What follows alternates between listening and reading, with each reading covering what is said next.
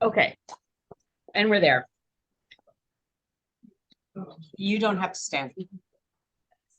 I pledge allegiance to the flag of the United States of America and to the republic for which it stands, one nation, under God, indivisible, with liberty and justice for all. And the Americans' Creed, and I brought copies of it. I have trouble with it, and I say it all the time. I believe in the United States of America as a government by the people, for the people, whose just powers are derived from the consent of the governed. A democracy, a republic, a sovereign nation of many sovereign states, a perfect union, one and inseparable, established by those principles freedom, equality, justice, and humanity, which American patriots sacrificed their lives and fortunes. I therefore believe it is my duty to my country to love it, to support its constitution, to obey its laws, to respect its flag, and to defend it against all enemies. Very good. Susan, do we have any minutes from our last meeting? I don't think we do. Do we? Oh, we don't. Okay, because our last technical meeting was the tour in May. Correct. So next thing is call box updates, and I'll go through those. We apparently are not far from being done. Tracy's been working on it. It is painted. Yay. Tracy's just finishing the artwork. She says she thinks we would be able to dedicate it tentatively in November. But so I have on the agenda for the November meeting that we would dedicate our call box, but that is of course tentative for it getting done or us being close to being done, close enough to dedicate it. So fingers crossed we'll actually be done with that. Any other old business before we move on to new business? So committee chapters or chapter committees, Susan Holt is going to continue as membership committee. Whitney, I was hoping you would continue as our official junior members committee. And Susan Stout Pierce has agreed to continue on with the women's issues. However, that leaves us with a couple of committees that we desperately need some help with, our social media and VIS committee, and we really could use some help on that. So if anybody knows anyone that might be interested in either of those, I am looking for some help with that. We also, and I will throw out there, if anybody's interested in being chaplain, we could use a chaplain because Rose is not, and I don't know, Martha, if you could share a Rose. Mexico, yeah. Yeah. I was hoping we might be able to get her back, but it sounds like probably not. So if anybody's interested or knows anybody interested in becoming in the chapter becoming chaplain, I'm looking for a chaplain. American history is also open. Serena Ferguson, who is not able to join us today, has agreed to take on the DAR museum. And we also could use someone to do some historic preservation work. And we'll talk about a couple of different things with that. Community classroom. I'm taking both community classroom and literacy promotion, and we'll be doing a book drive again, I think, for one of the Little Free Libraries. But whatever. If we're going to do it for a Little Free Library, we can put whatever we want in there. Does Okay. DAR have restrictions on what are supposed to go on? Not in the little free libraries, especially Oh. because if we collect books and put them in the little free libraries, you can put in pretty much anything that you want in them, and we can distribute them among lots of little free libraries. Yeah, bring me some books. I will throw out there, the book drive would be for our service project for the fall. But we need to desperately need to record our service hours, and I will send out a reminder with how to record your service hours. So this book, sorry, the book drive is for our service project for, For National Day of Service is what I was thinking. okay. But we can make it our National Day of Service project, but continue it on for a extended period of time. Okay.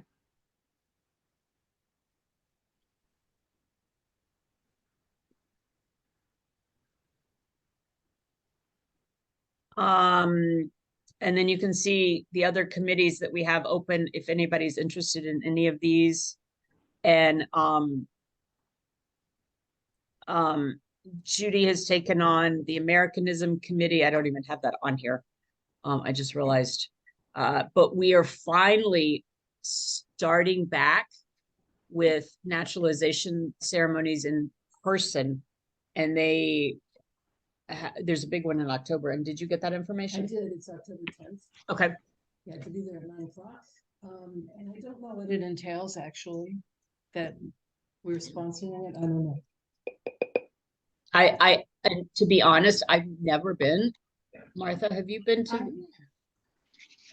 Basically, the DAR is sponsoring it.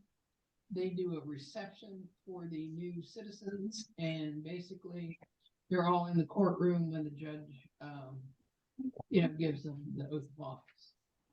And basically, you need to talk to the state chairman to find out who the speaker is, because usually somebody from the DAR will get up and do a little welcome. We give them small flags, flag codes, and I can't remember what else.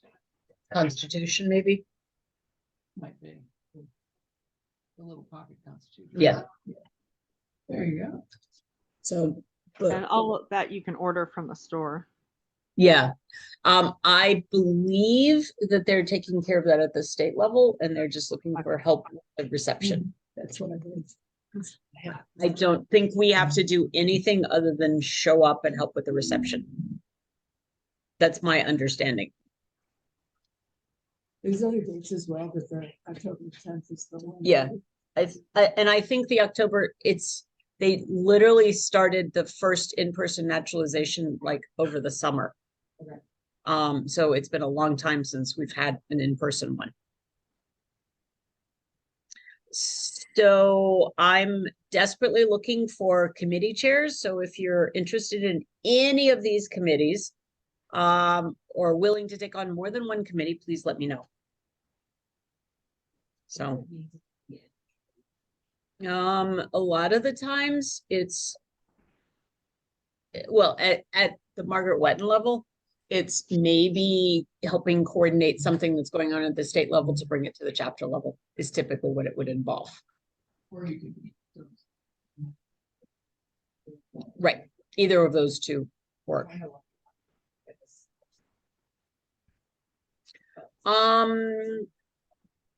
Service to veterans. So Catherine and I talked yesterday about Carrie, you might be interested too. There's a farm that's doing adaptive writing. There's a former vet that what? There's a farm in Montgomery County that's doing service for kids with autism and vets, like therapeutic riding. And I want to find a way. Which farm is it? It's called Great and Small. Do you know them? Yes, I pretty much know any therapeutic riding program in the Maryland Cool. DC area. There are lots of different ones. We can talk sometime. I can call. Yeah. Yeah. I think that would be great under service to veterans and would qualify. because they're, Also, go ahead, just- Carrie. I just want to, as an FYI, for those of you who do live in the state of Maryland, some of the legislation while I was at the Horse Council as ED that passed was that there is $1 million every year legislatively available to veterans for equine therapy. Whoa. Every year, and it has been, and it's just slowly that some of these organizations are starting to get, because the next session they had to define exactly what equine assisted therapy meant, blah blah blah, but these organizations are slowly having access to it. And again, this is Maryland only, but super exciting. And they really, Maryland really puts equine assisted therapy, especially for our veterans, top billing when it comes to. Are you familiar with the National Society Descendants of American Farmers? I am, and I just haven't joined yet, but I need. Isn't she They about? have a huge push for veteran farmers. And they have a whole division and a chairman, and if you talk to a woman, I think her name is Renee Willingham or something like that. Renee Willingham? Okay. Go to nsdoaf.com and you can pull up the information about how the farmers are intertwined with the veterans, because they celebrate centennial farmers, veteran farmers, Yep. longtime state of family farms, that kind of stuff. Yeah, The state of so Maryland has a lot of those types of farms too. I'll reach Yeah. out. Catherine, would you be interested in attempting to find a way to fit service to veterans, the equine therapy into that committee? Let me ask tentative. But yes, yeah, Well- we'll sort it out. Yes, It yes. may take us I'll call 2 you, years. Sherry, will you help me? Yes, it may take us 2 years to get anything actually done and Yeah. going and all of that sort Yeah. of stuff, and that's okay. Okay. We are not a big chapter, but that seems like something that's really worthwhile to do. And the nice thing about farmers, it's $300 to join, lifetime dues, period. Yeah, I know. Story. Just, pull off their little application that's on their website, copy of your DAR papers, because, if you're in the DAR, you have a farmer on the census. And boom, it's a done deal. Very simple. They do, their big crush is scholarships for future farmers that, if you're that's a cool. beekeeper to animal husbandry to farm management, to, cow genetics, whatever. Okay. And they've given like over a couple $100,000 a year already. So if anybody has any other ideas for American history or historic preservation, certainly open. And I'm putting the plug out yet again, we need social media help. We do have, Oh, sorry. I was just Go going to ahead. say, can you send the full list again of committees and who, and then I maybe will this- send out this slide deck afterwards. Okay, great. So absolutely. I'll get it out this weekend. We do, from a membership perspective, we do have one application pending. Lisa Jenkins, who is Annalee Dozier's next door neighbor. And we thought we were going to have a serious genealogical challenge on our hand. But Annalee was actually able to identify another potential line to a group of free Black Americans from Delaware, from a community, and she's got a couple of relatives in that community, so they're working their way through it now with the specialty research committee with Katie Hortenstein. So fingers crossed we'll be able to get it over, but either way it's going to be a new patriot, which is an exciting either line they go on, it will be a new patriot, and it will be a patriot of color. So That's great. so service projects, and this is a reminder to everyone that our reef laying and is at Arlington on October 15th. I have mailed the formal invitations to the state officers, to the President General, to Mrs. McFarland, to the honorary state regents. I've sent them to everybody. All of the all the other chapter regents have gotten them, or they've gone out. So we are really looking forward to having a big turnout for that. It's a Sunday afternoon. It's at 3:00. Serena has invited about 25 family members. And there were probably 40 that came to the memorial dedication at Constitution Hall over the summer. So, I mean, it was, and there were 200 people there. I mean, it was pretty crazy, especially for 8:00 on the Monday of Congress. So. Great. So Whitney, I need to get you the electronic information because I need the walking directions. Okay, sounds good.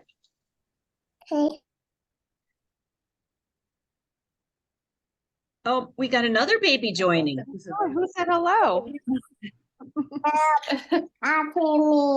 Don't copy you. Okay. Okay. She was very excited to see the other baby on the screen too. Oh, the other baby is here. So cute. Oh, you waving? Good. She is waving. Oh my gosh. She got into some markers earlier, so we're learning only coloring on paper, but it's not quite setting. Good luck. Yeah. Every once in a while, I'll see my granddaughter and I'm like, oh, what did she do? Oh, yeah, those are markers. I was a little like, oh no, what happened? But Right. Right. So we also we've signed up with the community classroom. And we've gotten a school. They have, it's a school in Anacostia, actually, that Arissa Damron has worked with for a couple of years. So they're, they just went back to school like last week. But it's it's a teacher that Arissa's worked with for several years through the library that she works in. And she's gotten a couple of assistants a couple of times with community classrooms. So look for me to come back on that as well. And then Project Patriot, and I'm going to stop sharing really quickly and pull up my Project Patriot stuff. Oh, come on. Sorry.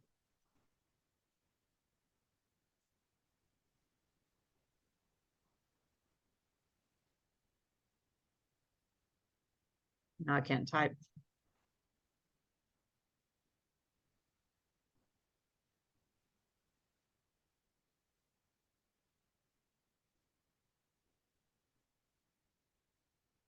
Okay, so Project Patriot. Susan, would you like to talk about that? Because there's a big wish list. Sure. Can you all hear me okay? Yep. Because I'm sitting in a Starbucks, sorry. So things I've looked at Project Patriot, Fort Belvoir has a list of things they would like for the women veterans there. Landstuhl and Walter Reed also have a list of things that they would like for the veterans there. So I don't know which area everybody would like to concentrate on. I thought maybe we could start with Fort Belvoir. I can't say that word, I'm sorry. It's Belvoir, since it's local. Okay, Fort B. How about that? Yeah. What did Belvoir want? They want like pajama sets because the ladies don't like to sleep in scrubs or sweatpants. They want, trying to remember what else I saw. Hold on, let me see if I I'll can. put a list together and send it to you. But Okay. I got a list for them. Landstuhl and Walter Reed, they want socks, sweats, t-shirts, but they don't want like 2X or 3X t-shirts. They want like, you know, large, extra large. But again, I'll make some lists and I'll send them, and then we can decide as a group which one we want to do. Yeah. Yeah, maybe we could have a bit of an email chain to get some input as to what we'd like to do for Yeah. Project Patriot, and maybe do it later in the year. But it could be As fun you're to collect. shopping, you know, maybe you pick up one thing, set it aside. Yeah. Yeah. Yeah. Let me go back to my Zoom.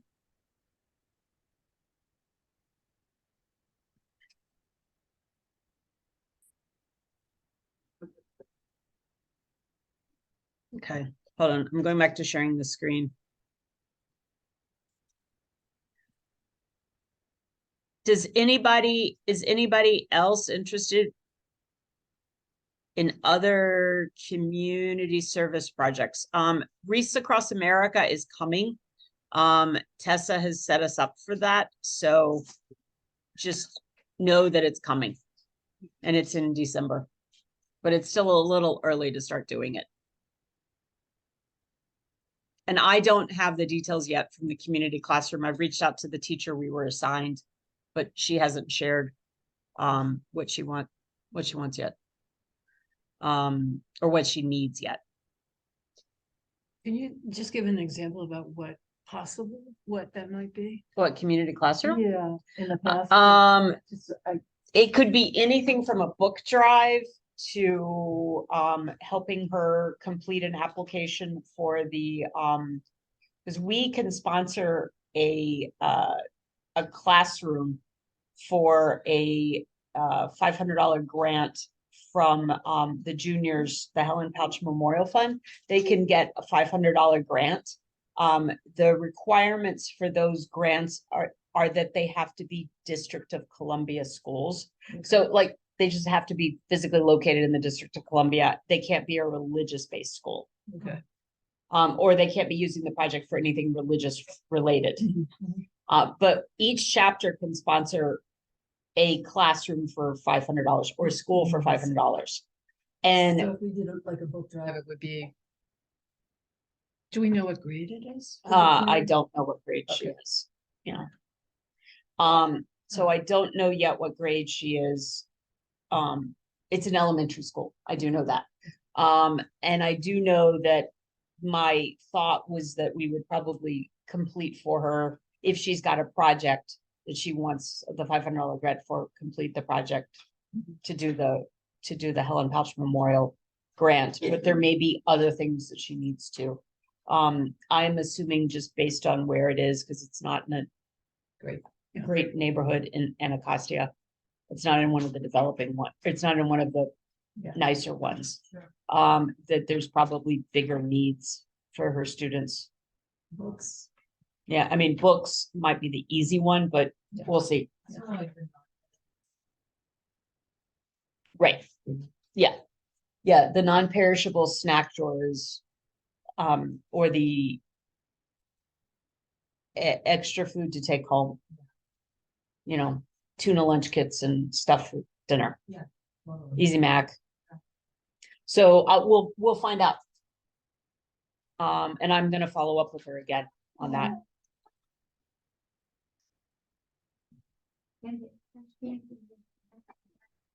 Oh, someone's over here getting all cleaned up. It's exciting when we have multiple babies in the meeting. Right? It's like, where do you look? New membership. We will take that. Okay, so there are, this is the PR and social media beg that we need help. So we just need somebody to update it. Maybe somebody besides me, because I'm not great at doing this.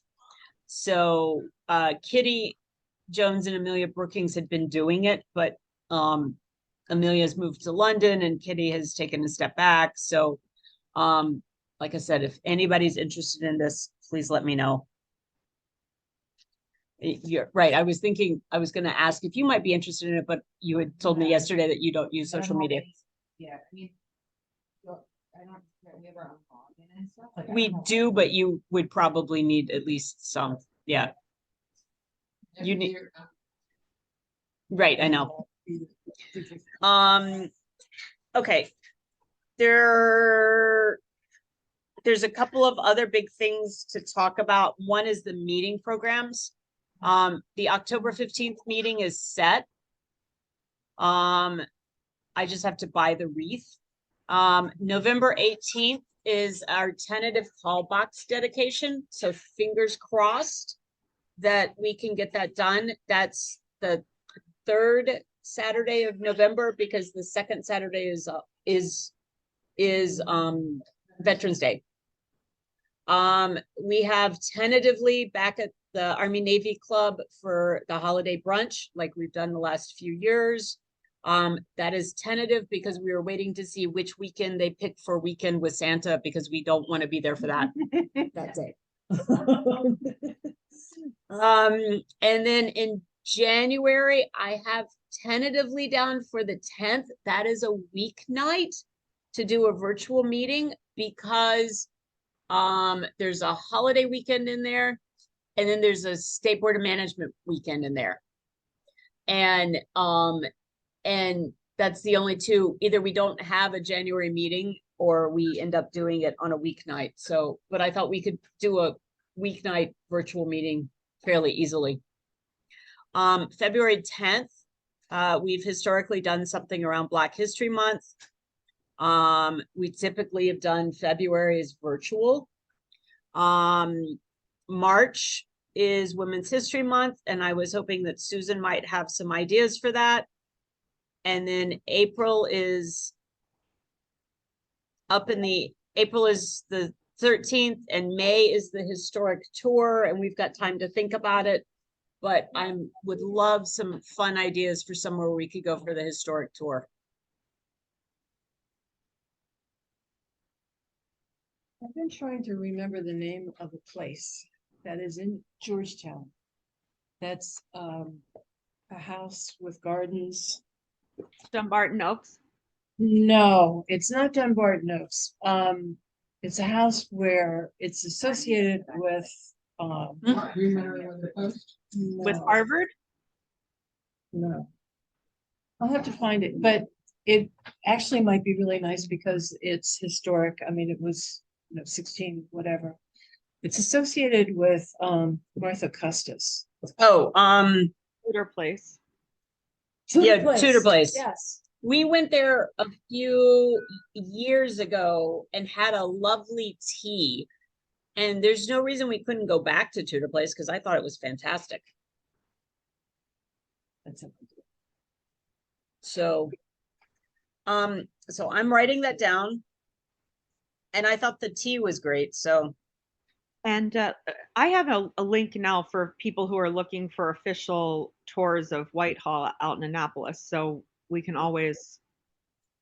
oh, you know what, Carrie, that would be great for we could go to have tea at Tudor Place maybe for one of the months and go to Annapolis for our May trip because that's pretty close.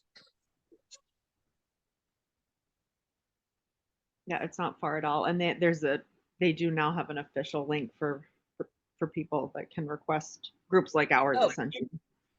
Oh, fabulous. Send that link. Anybody have any other suggestions other than Miss Caroline over here? Thanks. It was lovely to see you, Catherine. Miss Caroline had some opinions, but so any other suggestions? The National Cathedral has all kinds of historic whatever and a wonderful tour. They used to do tea. I don't know if they still do, but if not, there's restaurants in the area. Yeah, we did a gardens tour when we were coming out of COVID at National Cathedral, which was a lot of fun. Did you do the inside? No, we didn't go inside because it wasn't open at that point. That's an idea. So They have Woodrow Wilson, they have a space rock, they have I mean, a lot of incredible things actually happened inside the National Cathedral. Anybody have anywhere that they just have always wanted to go in DC or in the greater DC area that we've never managed to make it to? I mean, because we went to, oh, where did we go in April of last year? Marjorie Merriweather Post's house. Yeah. Oh, what? Hillwood, yeah, and I'd never been there and thought it was just amazing. They haven't. Oh, I bet. We missed that. So. Okay, so those are tentative programs. Fingers crossed we get the call box done. And we're out in Petworth in front of the old soldiers home, dedicating that November 18th. And look for the wreath laying electronic invitation in your box in the next couple of days. I just need to actually include the map out for it. Some other things that we need to talk about. We are going to need to update our bylaws. I think at least some of you know that we voted in a new set of bylaws at Congress. I'm still waiting on the guidance from, and I think I'm going to have that in the next week or two, but we will need to make a minor change to our bylaws to comply. We're already subject to it. But we should just, while we're at it, go ahead and make it official. The state's bylaws didn't require any significant changes.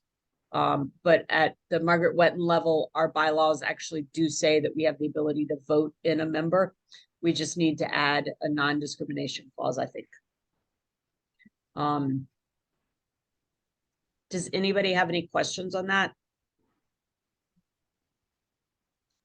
So look for me to get the bylaws amendment out in the next couple of weeks. And then we'll have to share it we have to share it at a meeting. We have to discuss it. Then we have to vote on it at the following meeting. So we'll probably get that done this fall, but we are subject to it now anyway, because it got passed at the state level. Yes.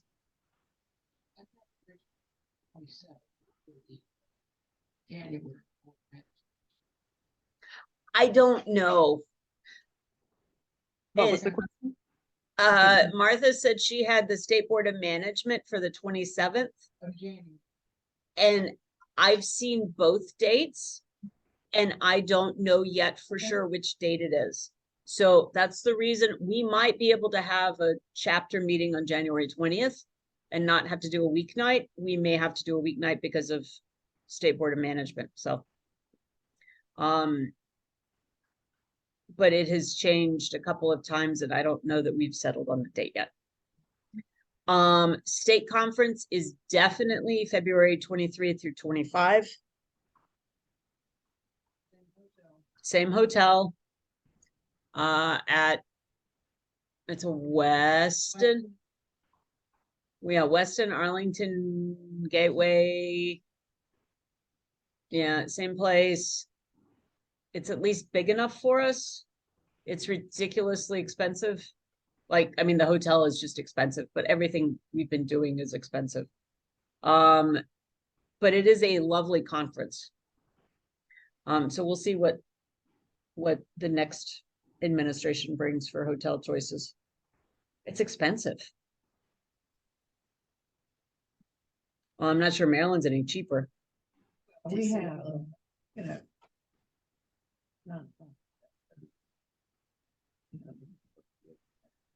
Yeah. Yeah. So, yes, we could discuss the challenges with state conference for hours. There are a couple of things that, a couple of new things that Carrie has been doing some research on that we've been talking about. And then I have a couple of proposals to talk about as well. The first one is I was contacted a few months ago by the historian at Oak Hill Cemetery in Brooklyn, and they have identified Margaret Whetten's grave. So that's New York. where that's where my deep dive history lesson comes in, because the physical remains aren't there, but there is a cenotaph. Right. You're right. You were right. Supposedly, according to the historian, he told me that her remains had been moved. I would highly doubt that, considering her personal remains maybe, but her deceased husband's unlikely, because everything is under the original St. George's Chapel. Because they were both originally, and I just sent you the most in-depth information and as of the time I was able to find in like a Women of the Revolution book that was written in the mid 1800s about Margaret Todd, how the whole family, and then it would have been very unlikely. But if that is such a large cemetery there in Brooklyn, they should have been doing ground penetrating radar, so they should have information about remains being buried near that cenotaph, if anything else. Okay. So that's a question we can ask. But regardless, it is a memorial to her. I mean, there. And it would be fantastic to be able to, because she is a patriot, and we could actually mark her grave. We have to go to New York to do it, but we could mark her grave, which I think would be a great long-term project. But Carrie, you said you looked, and how expensive is that marker? Because Well, that's not a couple $100 marker. no, and we'd have to, one of the questions would be how and who do we get the approval for? Because I don't know if you've seen pictures of the cenotaph or not. I mean, it's big enough. There's plenty of space. Did you send me pictures of the cenotaph? No, I thought maybe you had originally sent me pictures. I haven't. You know what? I can probably find you one and just No, it's fine. It's fine. As long as we know there's enough space for some sort of a marker. We just don't know what yet. There's plenty of space for a marker.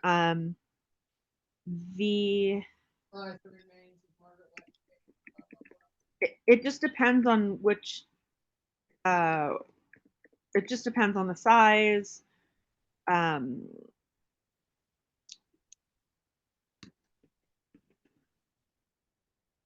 It just depends on the size and the wording, how many I was trying to find that quickly for you. Professional for the, we didn't pay for that. I have no idea. We did not pay for that. We cannot mark her grave at Arlington because she's buried in a columbarium with her husband. So there's not space to even put a small marker there. I have no idea. I would imagine was fairly substantial. Yeah, so it's we would need a couple $1,000s. I mean, it's not couple of thousand. Yeah, it just, again, like I said, it depends on what you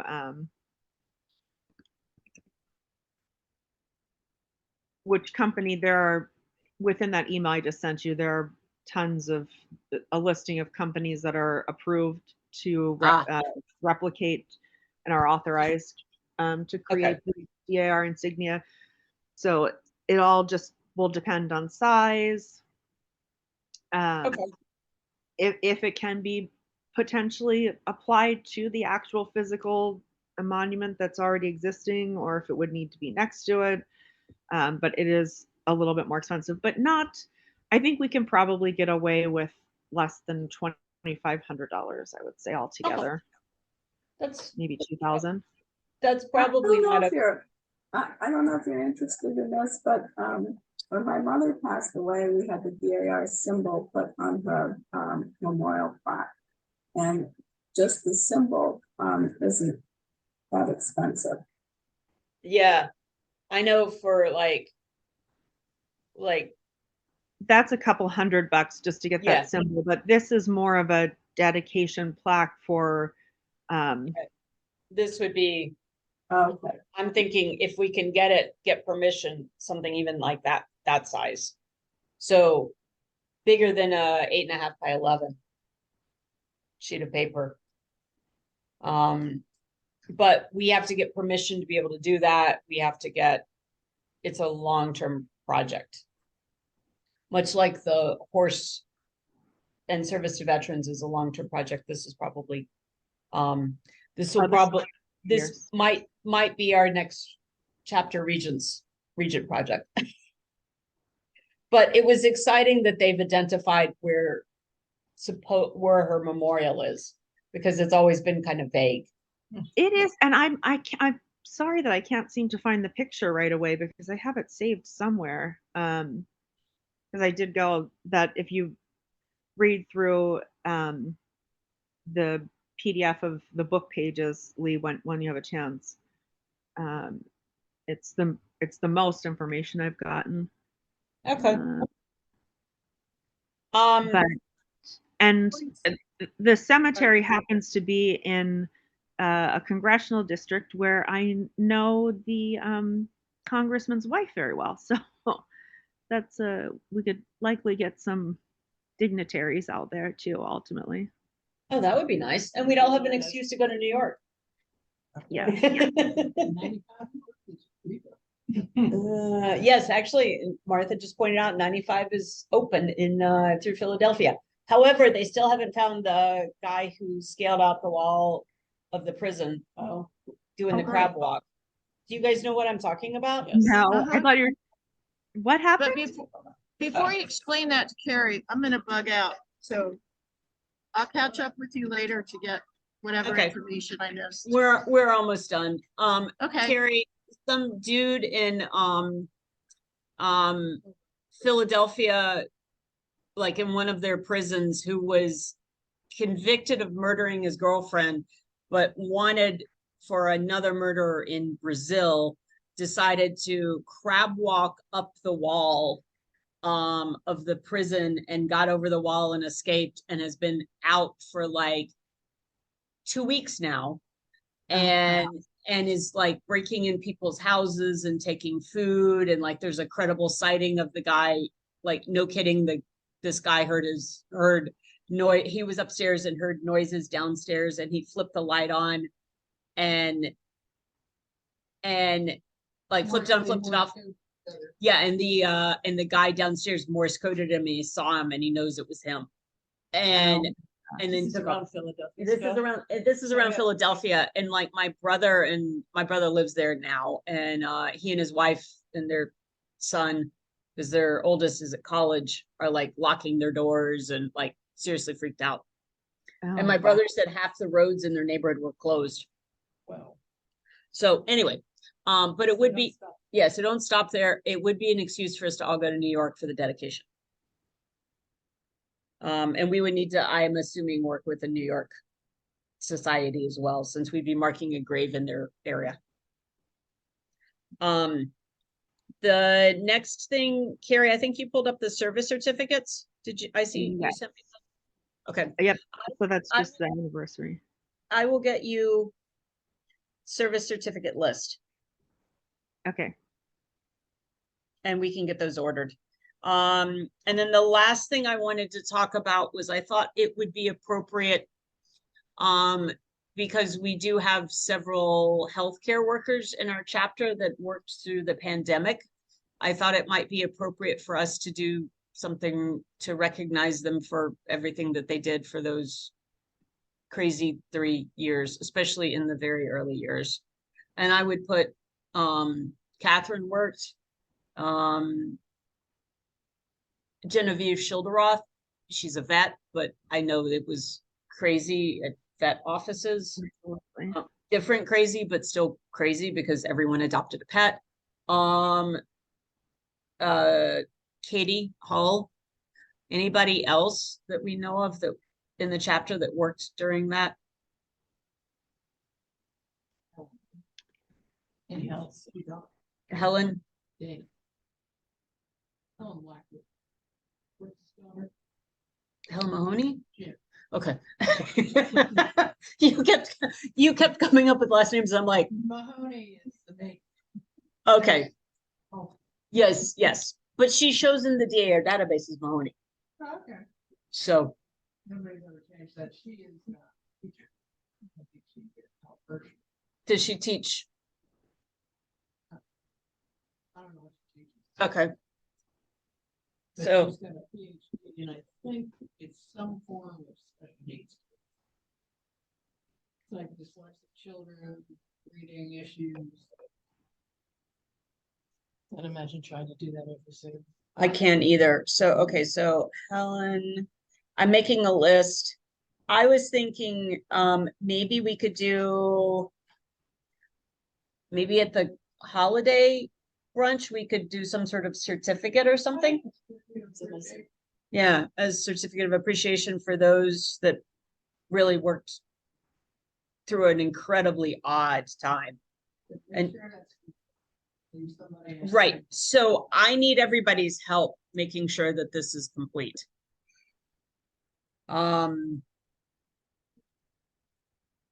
Yeah, So it's teachers and healthcare workers. yeah, I think so. Public service. Yeah. I would put all of those in the public service category. Because I think, I know I wouldn't have wanted, I mean, I had to sit at home in my house and that was it. But there are a lot of our daughters who did really incredible things during. And I can't imagine teaching preschoolers on Zoom. I don't think you can. So. Yeah. So, yeah, Linda, do you know of anybody in the chapter that we should put on that list? Or Whitney?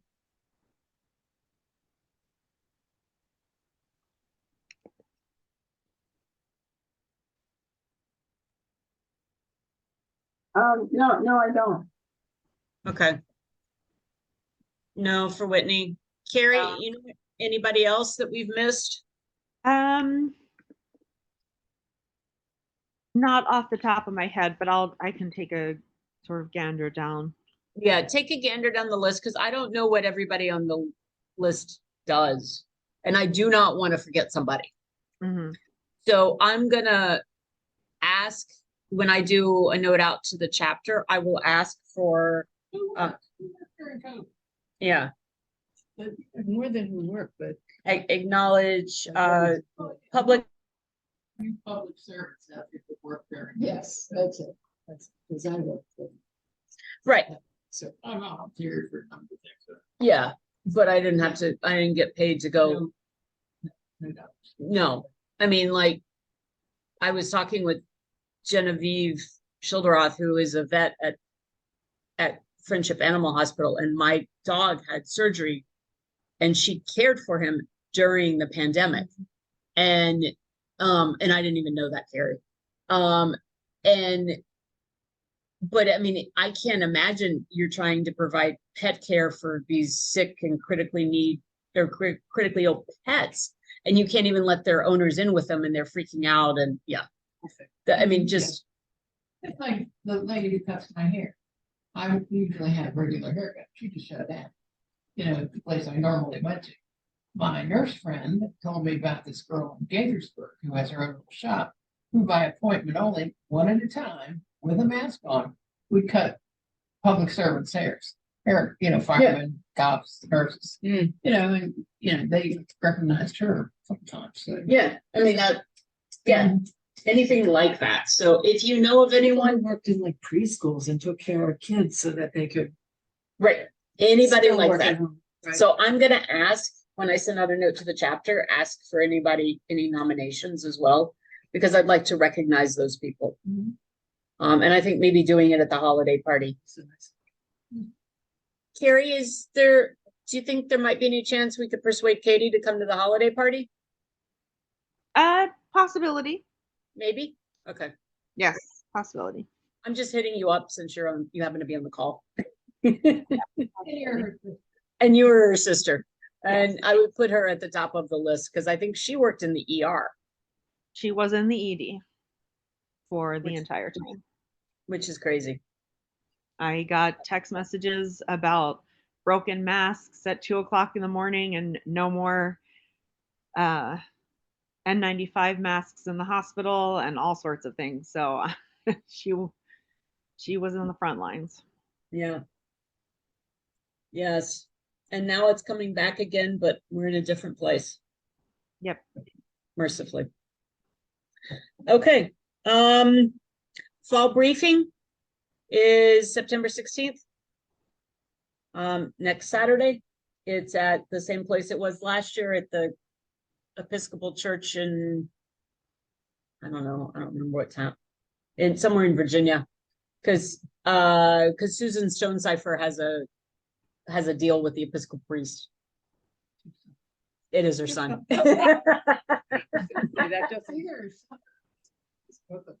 I think it's her son. So it does make that connection a little easier to get into, and it's a pretty nice facility. However, State Board of Management next weekend, first Vice President General Mrs. Storage is coming. So please come. We're looking to have a good turnout, and it should be fun. Martha's not coming. So I'll be at a UDC meeting giving a memorial for Diane Moore. May she rest in peace. May she Yeah. rest in peace. Exactly. I was so sad to hear that, Martha. No, that was a crusher. Yeah. Huge pressure. Yeah. She was forced. Does anybody have anything else? If not, I will get the notes out and the slideshow out so you can take a look at the committees, just in case anybody's interested. And I'm gonna start following up with all the various people that have volunteered or been voluntold. So, and I look forward to seeing you guys at the wreath laying in 4 weeks, and hopefully may it not be 100 degrees that day. So with that, I think we're good. Bye, Carrie, baby. Bye. Bye. Thanks for coming. Thanks for coming, Linda. Bye.